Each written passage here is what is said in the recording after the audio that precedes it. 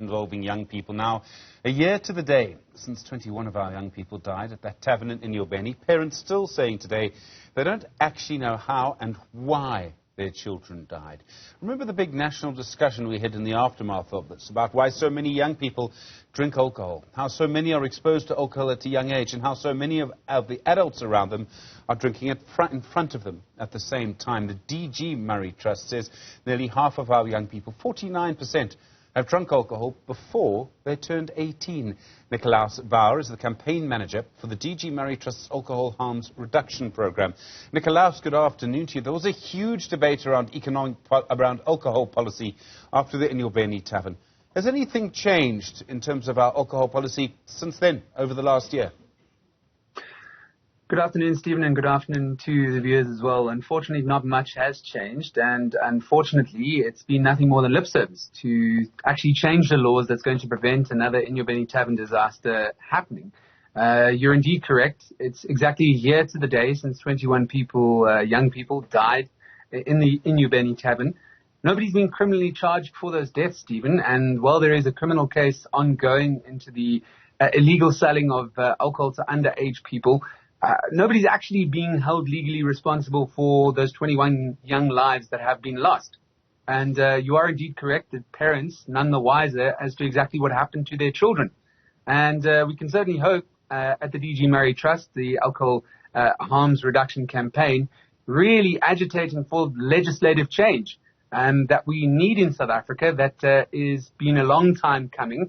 And as I'll unpack in a few moments, it's not like we don't have this legislation waiting in the wings. It just needs to be enacted. What kind of law do we need to have? I mean, Russia was able to take quite drastic action. It took them a decade, but they drastically reduced the amount of alcohol drunk in that society. So you mentioned Russia. Minimum unit pricing is the example we need to emulate there. In the late 90s, early noughties, Russia was really consuming vodka at lethal levels. And it was until they introduced a thing called minimum unit pricing, which basically puts a base level on the cost of an alcoholic beverage based on its alcoholic content, then increased the price of liquor, that you actually saw those destructive consumption patterns in Russia changing. Stephen, South Africa has far too abundant and far too cheap alcohol. I'm not too sure when was the last time you bought a quart of beer. But I'm sure you bought a loaf of bread not so long ago. If you compare the two prices, a quart of beer is on average cheaper than a loaf of bread. That's not normal.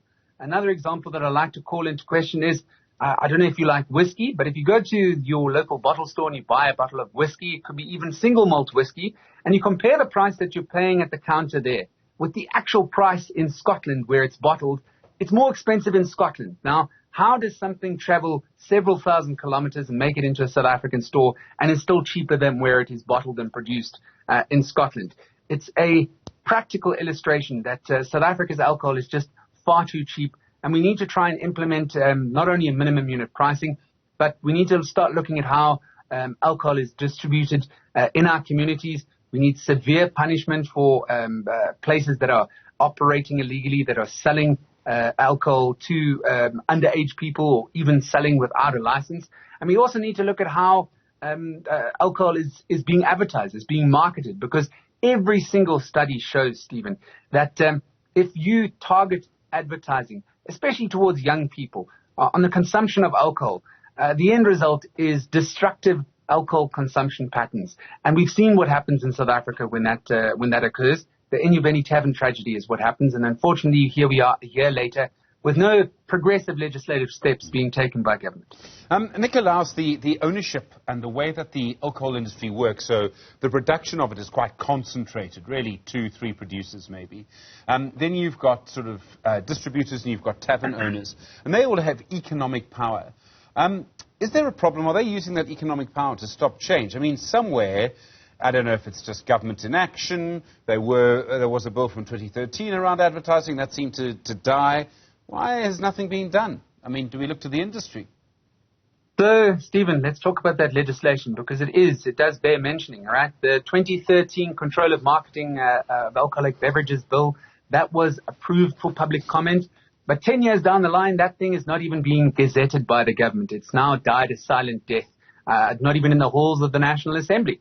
where unfortunately the Liquor Amendment Bill of 2016 seems to have stalled. That has been on hold for 7 years now. And that would go and take severe action against the way that alcohol is advertised, the way it is marketed. And you are pointing to very, very powerful vested interests in South Africa when it comes to the alcohol industry. The alcohol industry's studies themselves state that a large proportion of the things that they're selling, alcohol, is being sold by unlicensed dealers. They can't get an actual handle over where their products that they're selling are going, where they're being consumed by the end user. And Stephen, unfortunately, during COVID-19, it would seem that the alcohol industry had the ear of government and the South African people in terms of that economic argument. You're destroying the economy. You're destroying jobs. The DG Murray Trust has actually commissioned extensive research stating two things. Number one, if you implemented minimum unit pricing, if you implemented a base unit of costing for alcohol, you would not severely affect the economy and lose a significant amount of jobs. Overall, it would actually be a benefit because it would prevent the amount of money that the government is spending on alcohol-related harm when it comes to socio-economic and health-related costs. Beyond that, Stephen, you also look at the times that alcohol is sold, liquor trading times. What you have is research that's been done that's shown if you just decrease it by 2 hours on-site consumption, there's going to be a severe a decrease in the amount of alcohol-related injuries in those particular communities where you implement augmented liquor trading times. It's all there for everybody to see. We're not saying people need to stop drinking alcohol, Stephen. It's in some ways hard woven into South Africa's culture, right? Who doesn't like sitting in the sun, putting some meat on the fire, and having something called an alcoholic? It is a problem, though, when we have anything more than 5 or more and binge drink in one sitting.